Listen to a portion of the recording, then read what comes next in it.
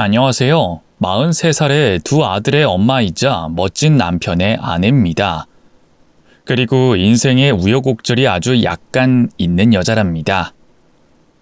저에겐 믿기지도 않고 일어나서는 안 될 사연이 하나 있어요. 세상에 사람이 얼마나 무서운지 제대로 보여주는 이야기랍니다. 지금은 행복한 가정을 이루어 웃으면서 글을 쓸 수 있는데 듣는 분들이 하여금 많이 분노하실 일일 겁니다. 그럼 제 사연 꼭 들어주시길 바랍니다. 평범한 집안에서 나고 자란 저는 조금 부족한 게 있었어요. 바로 외모였죠. 저는 제가 못났다고 생각한 적이 단 한 번도 없었는데 학창시절에 못생겼다는 말을 하도 많이 들어서 귀에 딱지가 앉을 지경이었답니다. 별명이 씹다 버린 오징어를 줄인 씹어야였어요. 그 말을 처음 들었을 땐 눈물바람으로 집으로 돌아오는 날이 많았는데 수년 동안 못났다는 말과 별명을 듣다 보니 어느새 적응이 돼서 무시해버리고 한 귀로 흘려버리는 것이 가능했답니다. 남들이 아무리 못생겼다고 놀려도 저만 그렇지 않다고 생각하면 되기 때문에 상처를 받긴 했어도 빨리 회복할 수 있었어요. 자존감이 높았으니 주눅드는 일은 한 번도 없었죠. 그리고 친구들이 아직 미성숙한 인간들이기 때문에 남을 놀리는 짓을 하는 거라 여기고 있었기 때문에 미움을 키우진 않았답니다. 그렇게 저는 남들의 조롱과 놀림을 참아내며 학창시절을 보냈고 열심히 공부한 덕에 명문대에 들어갈 수 있었습니다. 저를 놀리던 친구들은 대다수가 지방대나 처음 듣는 대학에 들어가더군요.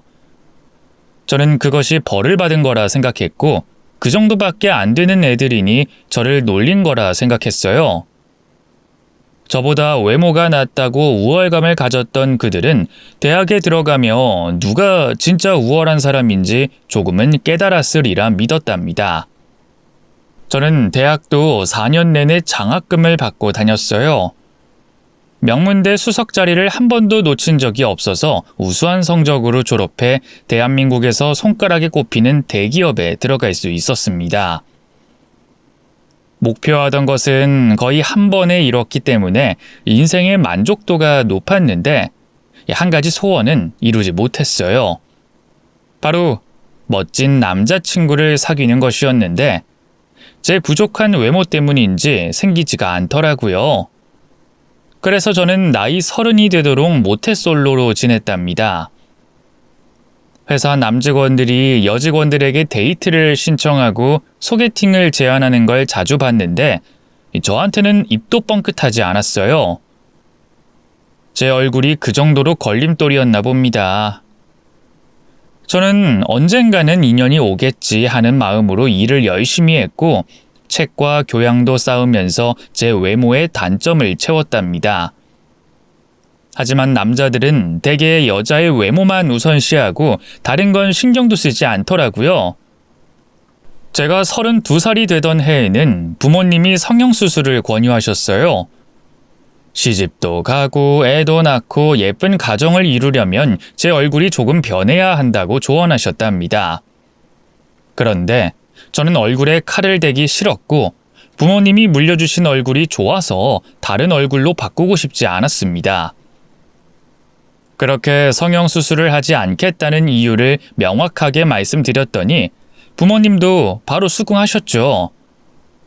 그리고 괜한 말을 해서 미안하다는 사과까지 덧붙여 주셨답니다. 그렇게 세월이 조금 흐르고 35이 되던 해까지 남자 하나를 만나지 못하는 모태솔로로 살자 부모님이 극단의 조치를 취해야겠다며 선자리를 알아보시겠다고 했어요. 청미야, 너 좋은 남자 사귀겠다는 게 언젠데 아직도 혼자인 거야. 네 힘으로 안 되면 엄마 아빠가 도와줄게. 엄마 아는 사람 중에 마당발 아줌마가 있는데 네 선자리 좀 구해달라고 해볼게. 엄마, 요즘에 누가 맞선을 봐. 자만추 몰라? 자연스러운 만남 추구한다는 자만추 말이야. 난 그렇게 자연스럽게 멋진 남자 만날 거라고. 너는 차만 추고 뭐고 남자랑 밥도 한 번 못 먹고 있잖니. 그리고 맞선도 따지고 보면 차만 추야. 자연스럽게 남녀가 만나서 추구하는 결혼을 하는 거잖아. 엄마는 곧 선자리를 마련했다며 저에게 약속 장소와 날짜를 알려주더군요. 정미야, 이번 주 토요일 2시에 사거리 커피숍에서 맞선 봐라. 엄마, 내가 싫다고 했잖아. 선 보러 오는 사람이 여자 얼굴부터 볼 텐데 날 마음에 들어 하겠어? 안 그래도 네 사진 먼저 그 남자한테 보여줬다더라. 네 인상이 훤한 게 아주 좋다고 마음에 든다고 했대. 그러니까 무조건 나가봐. 나가서 한번 만나보기라도 하란 말이야. 내 사진을 보여줬는데 만나겠다고 했단 말이야? 그 남자 취향 참 독특하네. 좋아. 내 사진 보고도 만나겠다고 하니까 어떤 사람인지 만나볼게. 제 얼굴을 보고 도망가거나 싫은 티를 낼 것 같지 않은 사람인 것 같아 맞선을 보기로 했답니다. 그렇게 주말이 오고 약속 장소에 나가 맞선남을 만나게 됐는데 저는 충격의 도가니에 빠지고 말았습니다. 영화배우 뺨치는 얼굴에 모델 같은 키와 몸매까지 외모가 너무 출중한 사람이 나왔답니다. 이 사람이 정말 제 사진을 보고 선을 보겠다고 나온 사람이 맞는지 의구심이 들었습니다. 그래서 인사를 하자마자 제대로 나온 게 맞냐고 물었어요. 저기요, 진짜 저랑 선 보려고 나온 분 맞아요?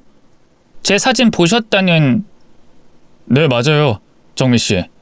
제가 정미 씨 사진 보고 엄청 마음에 들어서 선자리 잡아달라고 부탁드렸어요. 이렇게 직접 만나뵈니 정말 잘한 것 같습니다. 아름다우십니다, 정미 씨. 지금 저한테 한 말이 맞죠? 여기 다른 김정미가 있는 거 아니죠? 농담도 잘하십니다. 정미 씨, 우리 커피 말고 밥 먹으러 갈까요? 되도록 정미 씨랑 오래 있고 싶어서요. 맞선남은 매우 진지한 태도로 저에게 호감을 표시했습니다. 30년이 넘도록 모태솔로로 지내온 제가 남자와 단둘이 밥을 먹게 된 건 그날이 처음이었어요. 저희는 식사를 맛있게 먹고 다시 카페로 와서 커피를 마시며 수다를 떨었습니다. 분위기가 재밌어지자 저에게 결혼을 전제로 만나고 싶다고 말하더군요. 이런 말을 들을 줄 알았으면 미리 연습하고 왔을 텐데 저는 좋기도 했지만 당황스러워서 쭈뼛거리며 말을 더듬었습니다. 그게 저도 그러고 싶어요. 진성 씨 같은 분이라면 연애도 좋고 결혼도 좋을 것 같습니다. 제가 무슨 말을 하는지도 모르고 본능적으로 긍정의 대답을 하자 맞선남은 나이스하며 한 손을 들어 올리더군요. 그렇게 저는 35에 모태솔로를 탈출하게 됐습니다. 남자친구가 된 진성 씨는 연애를 많이 해봤는지 제 마음에 드는 행동만 골라서 하더군요. 과거가 복잡했을지도 모른다는 생각이 들긴 했지만 그걸 따져봐야 무슨 소용인가 싶어서 별로 중요치 않게 생각하고 그와의 연애에 진심을 다했답니다. 저는 모든 것이 처음이었기 때문에 스킨십과 첫 키스를 한 날은 집에 와서 잠을 자지 못했어요. 2달 정도 연애를 하고 나서는 같이 밤을 보내게 됐는데 처음이었던 저는 벌벌 떨면서 침대에 누웠죠. 그러자 그이는 아무렇지 않게 리드해서 저를 편안하게 해주더군요. 이윽고 사랑이 시작되자 온몸의 세포가 깨어났고 세상에서 가장 큰 쾌락을 느낄 수 있었습니다. 진성 씨가 저에게 큰 선물을 해준 거였죠. 그렇게 한 달 동안 불타는 사랑을 매일같이 했더니 큰 사고가 났습니다. 제가 임신을 하게 된 거예요. 분명 피임 도구를 썼음에도 불구하고 아이를 가지게 됐답니다. 저는 너무 놀라서 남자친구에게 임신 사실을 바로 알렸는데 그이는 세상이 떠나가라 기쁨의 목소리를 높였답니다. 올래? 그럼 나 아빠가 되는 거야? 우리 정미 잘했다. 정말 잘했어. 자기야, 정말 좋은 거야? 우리 사귄 지 겨우 몇 달밖에 되지 않았어. 아이, 사귄 기간이 중요한가? 우리가 얼마나 깊은 사랑을 하는지가 중요한 거지. 정미야, 배 나오기 전에 빨리 결혼식부터 치러야겠다. 결혼? 우리 정말 결혼하는 거야? 아이, 그럼 당연하지. 결혼도 안 하고 애기 낳으려고? 정미야, 설마 내가 애기 가진 걸 싫어할 줄 알았던 거야? 그게 아니면 아이를 낳기 싫은 건가? 아니, 그런 건 아닌데 너무 갑작스럽고 놀라워서 그래. 결혼한 입장이었으면 기뻤겠지만 우린 아직 서로에 대해 많이 알지도 못하잖아. 난 오빠 부모님이 어떤 분인지도 모르고 오빠가 하는 사업이 뭔지도 몰라. 모르는 게 태반이라고. 그게 뭐가 중요해. 이제부터 하나씩 알아가면 되지. 여하튼 우리 빨리 양가 부모님께 임신 소식 전해드리고 결혼하자. 정미야, 정말 고맙고 잘했어. 우리 좋은 부모가 되자. 저는 임신했다는 말을 하게 되면 진성 씨도 충격을 받을 줄 알았는데 이렇게 기뻐하고 행복해하며 잘했다고 칭찬만 해줬답니다. 그래서 친정 부모님께 임신 사실을 전했더니 엄청 좋아하셨어요. 모태솔로였던 제가 남자를 사귀는 것도 대견스러웠는데 혼수를 먼저 마련하고 시집가게 생겼다며 축하한다고 말씀하셨죠. 그리고 시부모님을 뵈러 시골에 있는 시댁에 가게 됐는데 거기서 엄청 놀라고 말았답니다. 전원주택인 시댁에 예비 남편의 손을 잡고 들어가자 시부모님은 물론이고 친척분들이 20명이 넘게 와서 저를 기다리고 있었어요. 알고 보니 그이는 종갓집 종손이었고 종손의 며느리가 인사 온다는 소식에 온 가족이 모인 것이었습니다. 그중 하얀 수염을 길게 기른 어르신들이 눈에 띄었는데 그분들은 저를 보자마자 질문을 하나 던졌어요. 우리 종손 며느리 반갑네. 듣자 하니 임신했다는데 아들인가 딸인가? 네? 아들이라고 하던데요. 아들? 이야, 우리 종손이 아들을 가졌다는구만. 모두 건배하세. 우리 가문의 증손주가 나오겠어. 대를 이을 대들보라고 하네. 그러자 친척들 모두가 막걸리 잔을 들고 건배를 외치더군요. 저는 아직 앉지도 않았는데 벌써 잔치 분위기가 됐어요. 잠시 후 친척분들이 돌아가면서 제 손을 잡으시며 잘했다는 말씀을 해주셨는데 기분이 묘했습니다. 제가 임신한 건 잘한 일이긴 하지만 시골 친척분들이 모두 모여 저를 구경하시는 게 꼭 동물원의 원숭이가 된 기분이었답니다.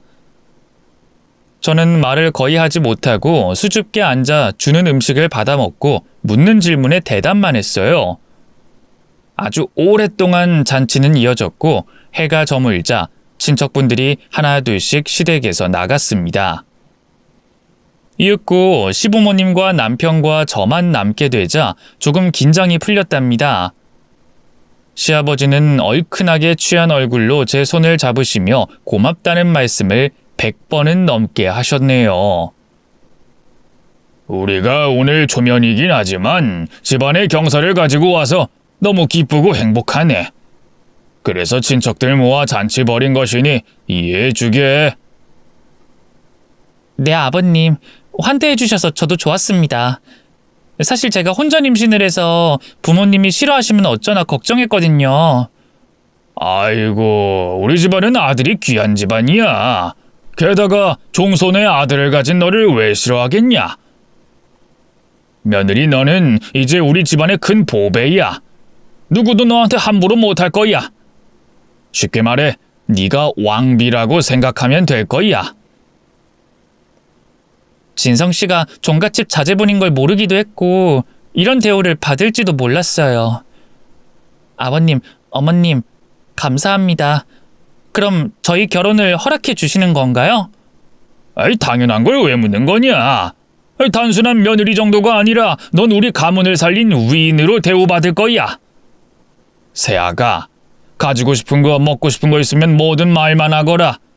이제 내 아들이 아들을 낳게 됐으니 당숙 어른들이 집안 유산의 일부를 너희에게 넘겨줄 거다. 수만 평의 땅이 네 남편의 명의가 될 것이고 돈도 엄청나게 많이 물려받게 될 거야. 저는 종갓집 문화를 잘 모르고 있어서 도무지 이해가 되지 않았습니다. 제가 아들을 가진 것과 집안 친척들이 재산을 물려준다는 게 의아했어요. 지금이 조선시대도 아닌데 참 독특하더라고요. 환대를 받아서 좋긴 했지만 제가 앞으로 어떻게 살아갈지 궁금했죠. 종갓집 종손의 며느리라서 시골에서 살게 되는 게 아닌가 싶은 걱정이 들었답니다. 그래서 이번엔 시어머니께 물어봤습니다. 어머님, 저 질문 하나만 드려도 될까요? 아유, 그럼 새아가 뭐든 물어보거라. 저 결혼하면 이 시골에서 지내야 하나요? 제가 아들을 낳는다니까 다들 엄청 기뻐하시는 걸 보니까 여기서 아들이 자라야 하는 건가 싶어서요. 우리 새아가가 겁을 먹었구나. 결론부터 말하자면 여기서 살지 않아도 된다. 내 아들도 그렇고 너도 그렇고 서울에서 자리 잡고 살고 있는데 그걸 당장 정리하고 내려오라고는 못하지. 다만 이제 곧 큰 재산이 생기니까 하던 일 다 정리하고 땅이 많아질 테니 아무데나 집 짓고 편히 살아도 된다. 그리고 새애기 너는 고생할 일 절대 없다. 모두 네 미치니까 너를 마음대로 시켜먹을 수 없다고. 다른 종갓집은 모르겠는데 우리 집안의 종손 며느리는 왕비처럼 매우 편하게 지낼 거야. 아, 네네. 바로 서울 생활 정리하지 않아도 된다는 거죠? 아, 다행이네요. 저는 친척분들 매일 뵙고 지내야 하는 줄 알고 지레 겁을 먹었거든요. 물론 다들 좋은 분이긴 하지만 어르신들을 모시고 살아야 하나 걱정이 됐거든요. 아유, 별 걱정을 다 했구나. 걱정 말거라. 명절 때만이라도 내려오면 되니까 크게 부담 갖지 말거라. 저는 시어머니와 시아버지의 친절과 배려를 감탄할 정도로 받게 되면서 인사를 마치고 올라왔습니다. 그리고 며칠 뒤에 양가 부모님을 모시고 상견례를 하게 됐는데 시댁에서 모든 걸 다 부담할 테니 저희 친정에서는 밥숟가락도 준비하지 말라고 하더군요. 종갓집 아들을 임신한 게 이렇게나 큰일이었는지 몰랐답니다. 친정 부모님이 당연히 혼수를 마련하겠다고 했는데도 이를 거부하시며 시부모님이 다 해주시겠다고 하셨네요. 그래서 결국 남편이 마련한 신혼집에 혼수도 모두 시부모님이 마련해 주셨습니다. 결혼 전에 인테리어 공사를 마치고 살림살이를 갖춰 모든 것이 완벽해 보였답니다. 이젠 결혼식을 올리고 신혼여행만 다녀오면 남편과 새로운 인생을 살기 시작하면 됐죠. 저는 들뜬 마음으로 결혼 준비를 했고 저에게 못난이라고 놀린 친구들과 절친했던 친구들 모두를 한자리에 모아 청첩장을 나눠줬어요. 다들 믿지 못하는 얼굴이었는데 곧 제 남편이 자리에 나타나자 감탄사를 자아냈습니다.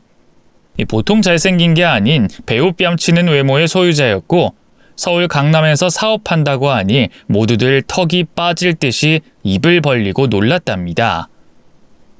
또 제 남편이 제 어깨를 감싸 안고 잘 부탁한다는 말을 하자 모두들 부러운 눈길로 쳐다보기도 했고 예전에 저를 대하던 것과는 사뭇 다른 태도로 변하더라고요. 저는 속으로 맛 좀 봐라 이 열간이들아 하며 그 순간을 즐겼답니다. 그렇게 몇 주 뒤에 결혼식 날이 성큼 다가왔어요. 저는 이른 새벽에 일어나 세수만 하고 신부 화장을 하러 출발했습니다. 콤플렉스가 있는 얼굴은 아니었지만 조금이라도 더 예뻐 보이고 싶은 마음에 두껍게 화장을 하고 머리도 예쁘게 했답니다. 웨딩드레스까지 입고 전신 거울 앞에 섰더니 친구들이 놀리던 씹다 버린 오징어는 보이지 않았고 어여쁜 신부가 서 있더군요. 이젠 한 남자의 아내가 돼 무수한 사랑을 받으며 잘 살기만 하면 되리라 믿으며 기쁜 마음으로 신부 대기실에서 단아하게 앉아 하객들을 만나 인사하고 사진 찍으며 예식을 기다렸습니다. 양가 부모님이 손님들을 계속 모시고 와서 저는 입에 경련이 일어날 정도로 많은 미소를 지었어요. 제 친구들과 부모님, 지인들, 그리고 시댁의 수많은 친척들이 신부 대기실로 찾아와서 건강하게 아들을 낳으라는 조언을 해주시고 나가셨답니다. 그러던 중 어떤 여자가 혼자 신부 대기실에 들어왔어요. 저는 오래전에 인연이 있던 친구인가 하고 자세히 봤는데 아무리 생각해도 처음 보는 사람이었습니다. 그래서 누구냐고 물었죠. 저 실례지만 누구세요? 혹시 저랑 동창인가요? 너냐? 오늘의 신부가 너냐고? 네? 네, 그러니까 신부 대기실에 있죠. 그런데 누구신데 반말로 물으시는 거예요? 이 개 같은 경우를 어떻게 받아들여야 하지? 신랑놈이랑 니년을 조사버리고 결혼식을 엎어야 할 것 같아. 저는 여자가 하는 말이 무슨 의미인지 알 수가 없어서 도대체 무슨 이유로 그런 막말을 하냐고 물었습니다.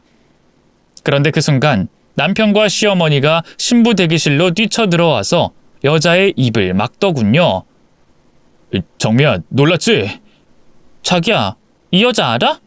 누구야? 누군데 시비 거는 거야? 우리 결혼식을 엎어버리겠대. 그게 사실은... 잠깐, 엄마, 내가 데리고 나갈 테니까 엄마가 상황 설명 좀 해줘. 시어머니가 여자의 입을 막고 끌고 나가려 하자 손을 깨물리고 말았어요. 그러더니 여자가 소리쳤습니다. 이 결혼식 무효야! 너 거기서 일어나!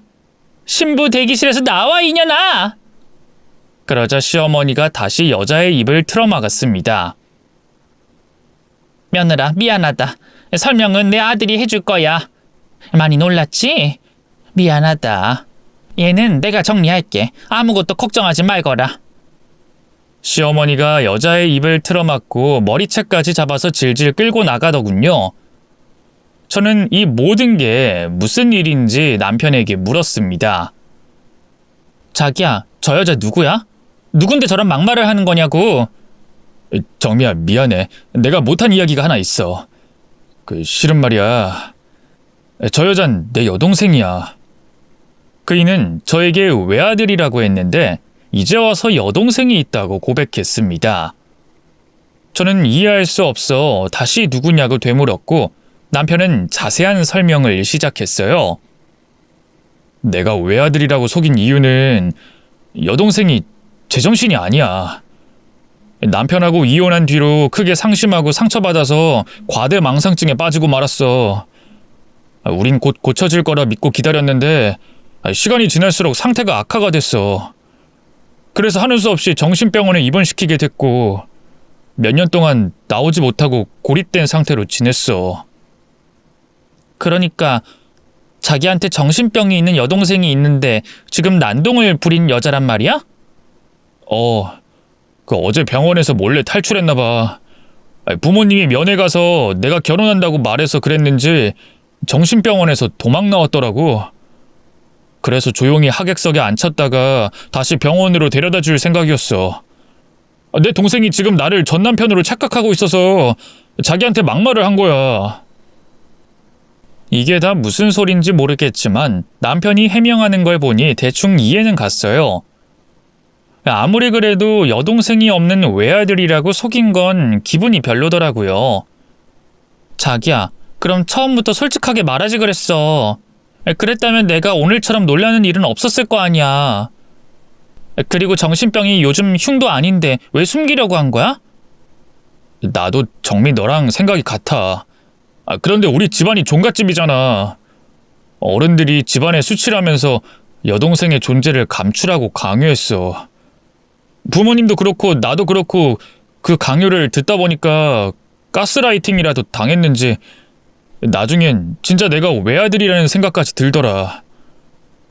아무튼 내 여동생 때문에 불쾌했다면 사과할게. 미안해. 그이의 사과를 들었지만 여전히 놀란 가슴은 진정되지 않았습니다. 저는 이럴 때를 대비해 청심환을 준비해 왔는데 바로 그 자리에서 청심환 2병을 연거푸 마셨답니다. 남편과 시댁 식구들이 거짓말을 하긴 했지만 정신병이 있는 시누이 때문에 결혼식을 멈출 수는 없었기에 다시 힘겨운 미소를 짓고 대기했습니다. 그리고 곧 예식이 시작된다는 말을 듣고 무대 뒤편에서 준비하게 됐어요. 양가 부모님이 화촉점화를 하고 하객들을 향해 허리를 굽히며 인사했고 사회자가 신랑 입장을 외치자 남편이 힘차고 당당하게 입장했습니다. 역시나 하객들의 눈빛은 멋진 남편을 보고 반한 사람들이 대부분이었답니다. 이윽고 신부 입장 소리에 아빠의 손을 잡고 천천히 입장하게 됐어요. 남편이 중간 지점으로 걸어오며 곧 그이의 손을 잡게 될 터였는데 어디선가 뛰어들어온 시누이가 무대 위로 올라와 저와 남편 사이에 우뚝 섰습니다. 그이는 시누이에게 혼내듯이 말했습니다. 야, 지금 뭐 하는 거야? 내려가. 당장 내려가라고! 오빠, 지금 이게 뭐 하는 거야? 날 바보 취급하는 것도 정도가 있지. 선영아, 미안해. 나중에 다 설명하고 보상해 줄 테니까 일단 내려가. 내 결혼식 망치지 말란 말이야. 오빠 같으면 마누라가 딴 남자랑 결혼식을 올리면 참아지겠어? 나더러 오빠를 다른 년한테 장가 보내는 게 상식적으로 가능한 일이니? 듣던 대로 시누이는 남편을 자기 전남편으로 착각하고 있더군요. 이에 저는 시누이를 불러 저를 향해 뒤돌게 했습니다. 아가씨, 저 좀 보세요. 아가씨가 이혼하고 많이 힘들었다고 들었어요. 그래서 과대망상증이 걸려 병원에 입원했다는 것도 들었습니다. 아가씨 앞에 있는 남자는 전 남편이 아니라 오빠예요. 전 아가씨 올케고요. 정신 좀 차리고 진정하고 객석으로 내려가 주세요. 인연이 지금 뭐라고 짓거리는 거야? 과대망상증? 정신병원? 그리고 뭐 시누이? 아주 소설을 쓰고 자빠졌네. 야, 못생긴 년. 이 자식이 내 얘기를 어떻게 했는지 모르겠지만 난 지극히 멀쩡해. 지금 상황 정확하게 알려줄까? 내가 친정 가서 아픈 엄마 돌보는 사이에 이 자식이 너라는 추녀와 결혼식을 하고 있는 거라고. 아까는 시애미년이 내 입을 맞고 두들겨 때려서 아무 말도 못했는데 지금 다 말해줄게. 내가 불임이라는 게 밝혀지니까 그놈의 종갓집인지 간장집인지 날 버리라고 했다더라. 무조건 아들을 낳아야 하는 조건이 붙어야 한다면서 헤어지자고 했다고. 어쩐지 내 앞에 있는 이 개자식이 혼인신고를 하지 않고 계속 버티더라니. 이유가 그거였어. 아들을 낳냐 못 낳냐에 따라 마누라를 호적에 올리고 말고를 결정한다고. 저는 믿을 수 없는 말을 모두 듣고 남편에게 물었습니다. 진성씨, 이 여자 말이 모두 사실이야? 내 시누이가 아니라 당신 본처였냐고? 지금 내가 첩이 된 상황인 거야? 정미야, 그게 그러니까... 맞아. 이 여자 말이 사실이야. 그런데 이 법적으로는 아무 사이도 아니야. 그냥 동거녀일 뿐이라고. 당신처럼 아들을 임신하지 못하는데 계속 데리고 살 필요가 없어서 헤어지기로 결정했단 말이야. 정미야, 저 여자는 아무것도 아니야. 그러니까 괜한 걱정하지 말고 거기 그대로 있어. 내가 2년 내려보낼게. 저는 경악했고 제 손을 잡고 있던 친정아빠도 크게 놀라서 바닥에 주저앉고 말았습니다. 무대 위에서 저희가 나눈 대화를 하객들이 모두 듣게 됐는데 저희 측 하객들은 모두 끔찍하다고 소리를 지르며 흥분하고 있었는데 남편의 하객들인 종갓집 친척들은 이상하리만큼 침착했답니다. 모두 이 사실을 알고 있었던 것 같았죠. 저는 그 순간 사기 결혼을 당한 것이라는 확신이 들었고 이 결혼식을 절대로 올리면 안 된다고 판단했습니다. 저의 화가 곧 참을 수 없는 분노로 치솟고 있었는데 그 사이 본처가 남편의 뺨을 갈기더군요. 이 더러운 자식. 번식하려고 날 버리고 새 마누라랑 결혼식을 하다니 대단하다. 네가 그렇게 좋아하는 아들이 생겨서 좋아 죽겠지? 그런데 어쩌냐? 내가 네 놈이 한 짓을 동네방네, 아니 온 세상 사람들이 알도록 까발릴 거야. 지금부터 말이야. 하객 여러분, 여기 신랑의 주목 좀 해주세요. 임신 못하는 마누라 몰래 다른 여자랑 바람 피우다 못해 새 장갑까지 들고 있습니다. 이런 놈을 어떻게 축하해 주겠습니까? 다들 들고 일어나서 이 자식 혼내줍시다.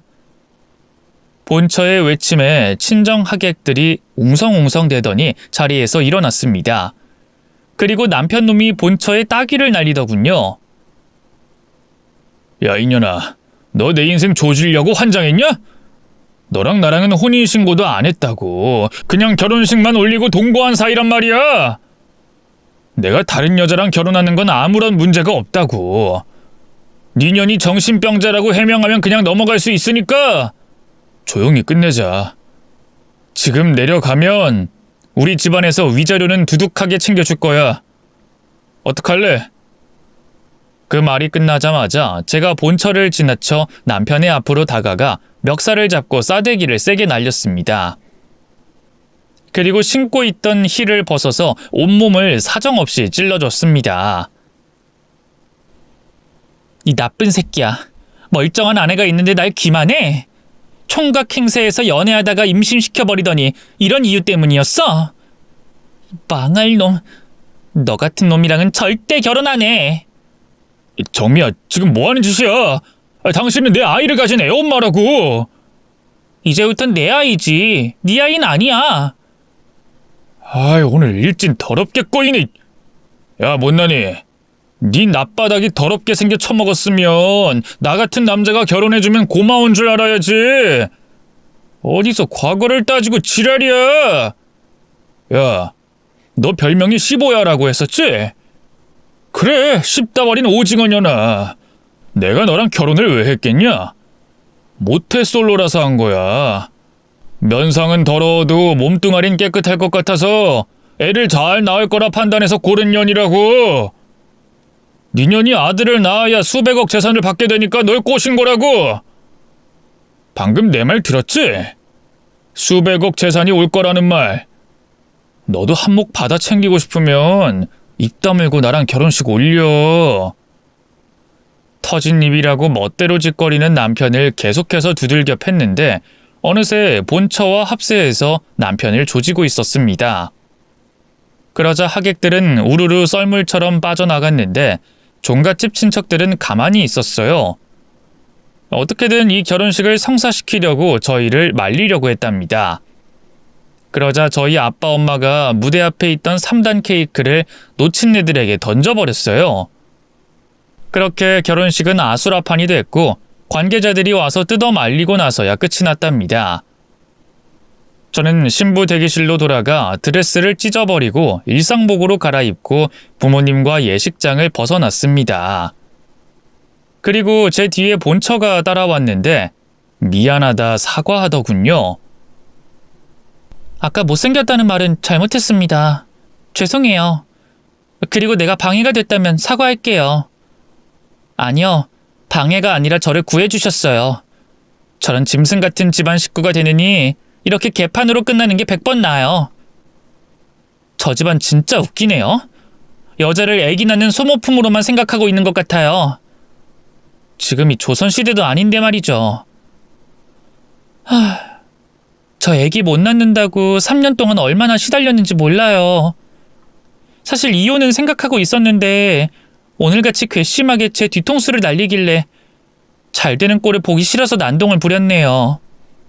아주 잘하셨어요. 그래서 어디로 갈 생각이에요? 본처는 변호사부터 찾아간다고 하더군요.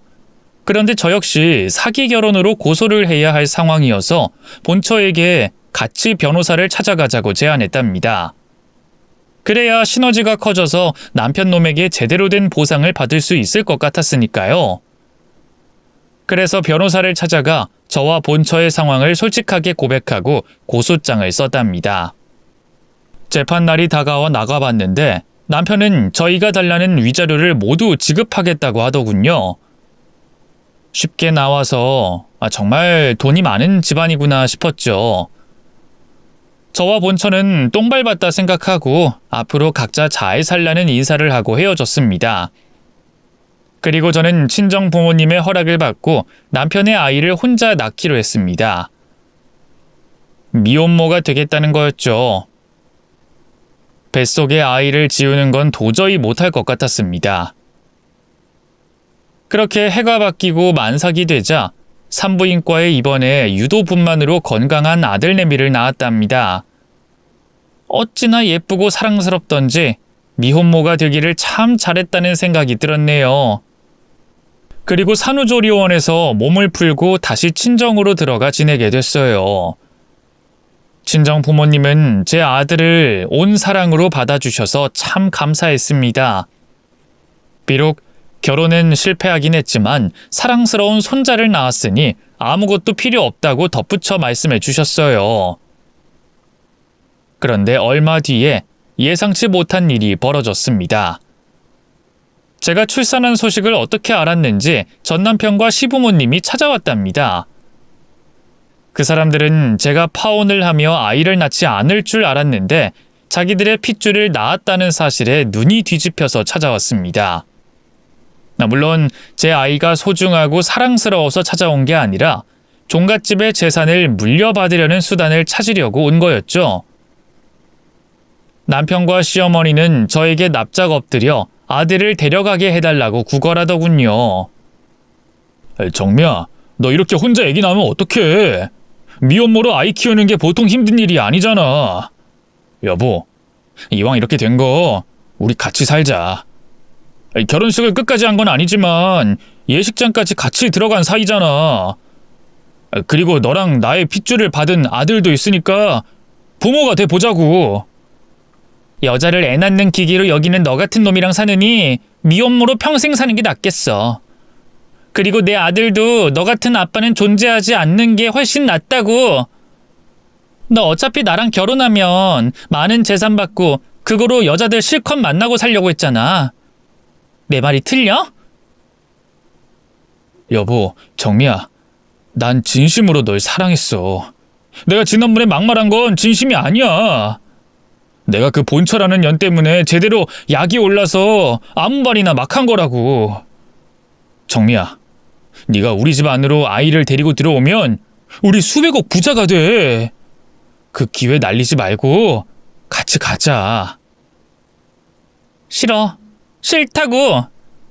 세상에서 제일 무서운 게 사람이라던데 이번 기회에 절실하게 알게 됐어.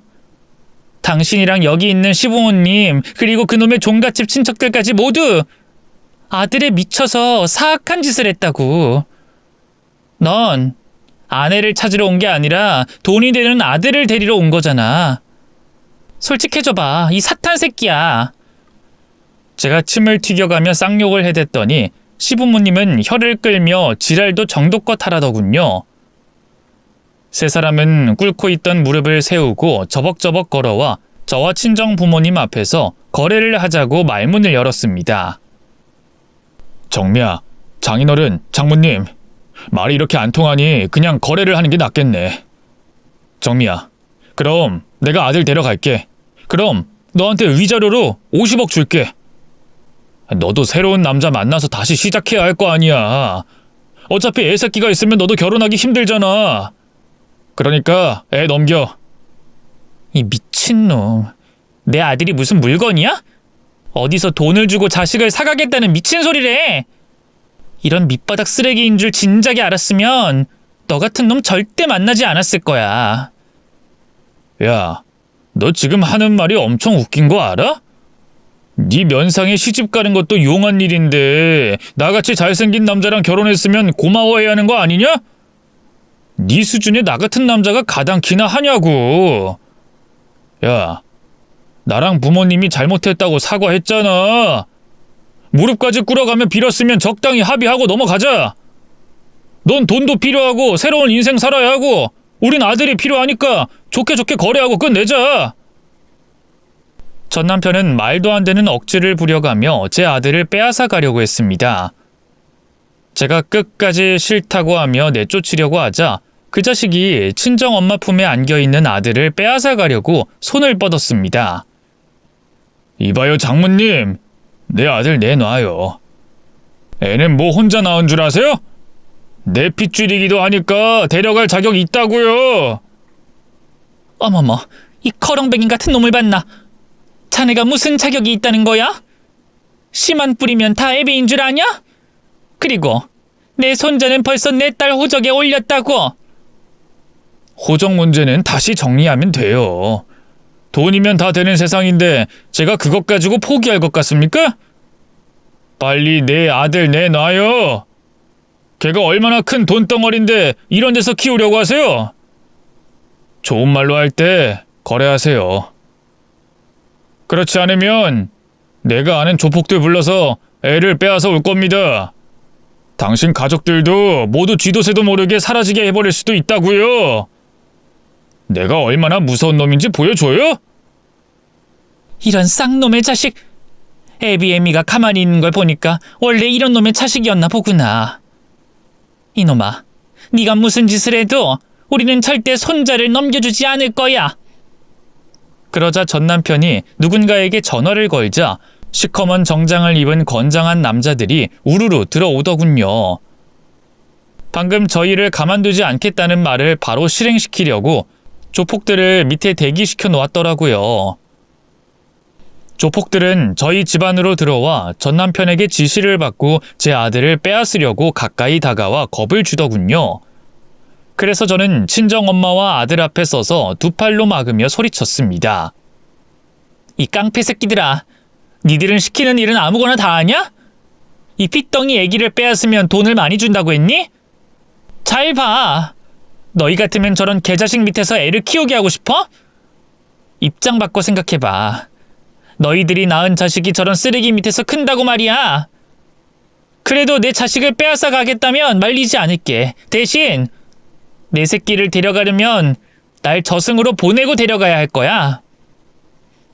저는 진심을 다해 깡패들에게 경고했는데 제 말을 듣고 멈칫하더라고요. 깡패들도 생각이 있는 건지 자기들끼리 속닥거리며 의논을 나눴답니다. 그러자 전 남편이 조폭들에게 소리를 질렀습니다. 야, 이 깡패놈의 새끼들아. 내가 시키는 대로 일처리나 할 것이지 어디서 속닥거리고 있는 거야? 당장 내 아들 뺏어와! 에이, 이봐요, 형씨. 우리도 해야 할 일과 하지 않아야 할 일을 구분합니다. 지금 들어보니까 형씨가 애기를 빼앗긴 건 아니네요. 원래 이 여자분의 자식 같은데? 우리한테 말한 것과 다르잖아요. 정신 나간 여자가 애기를 데려갔다고 했잖아. 그럼 우린 이 일 할 수 없습니다. 요즘 세상에 엄마 품에 있는 애를 강제로 빼앗아 오라니 말도 안 되는 일입니다. 우린 못합니다. 철수하겠어요. 이런 개자식들이 시키면 할 것이지. 어디서 일을 가려서 해. 당장 내가 시키는 대로 애들 빼앗아 와. 니들이 원하는 돈 얼마든지 줄 테니까. 아무리 돈이 좋아도 해서는 안 될 일이 있는 거요. 형씨, 우린 이만 갈랍니다. 아니, 당신 가족들이 가는 거 보고 나가겠어요. 그 전까지는 우리가 이 여자분 가족과 애기를 지켜야겠습니다. 어쭈, 이것들 봐라. 깡패가 아니라 찐따 새끼들이구만. 다른 조폭 부를 테니까 니들은 꺼져. 전 남편이 소리를 지르며 조폭 우두머리에 멱살을 잡아챘어요. 그러자 조폭 부하들이 전 남편의 두 팔을 꺾어버리고 머리통을 쥐어박더니 바닥에 눕혀 사정없이 밟아대기 시작했습니다. 쾅쾅 소리를 내며 집안을 울렸는데 아무도 말리지 않았습니다. 시부모님은 겁을 집어삼켜서 움직이지 못했고 저와 부모님은 통쾌해서 가만히 구경하고 서 있었습니다. 제가 해주고 싶은 걸 조폭들이 대신해주니 기분이 묘하게 좋았답니다. 전 남편은 처절하고 비굴하게 얻어터지고 바닥을 쓸며 질질 끌려 나갔어요. 시부모님 역시 조폭들의 경고에 불이 나게 도망갔죠. 조폭 우두머리가 저와 부모님한테 잘못 알고 찾아왔으니 너그럽게 이해 부탁한다는 말을 남겼고 앞으로 전 남편이 다른 조폭을 대동해서 찾아오면 연락을 달라며 명함을 건네줬습니다. 그리고서 조폭들은 유유히 사라졌습니다. 이로써 아들을 지키는데 성공했어요. 그렇게 전 남편과 시부모님은 종갓집의 어른들한테 재산을 물려받지 못했습니다. 또 집안 망신을 시켰기 때문에 가문에서 없는 셈 치겠다며 연을 끊었답니다.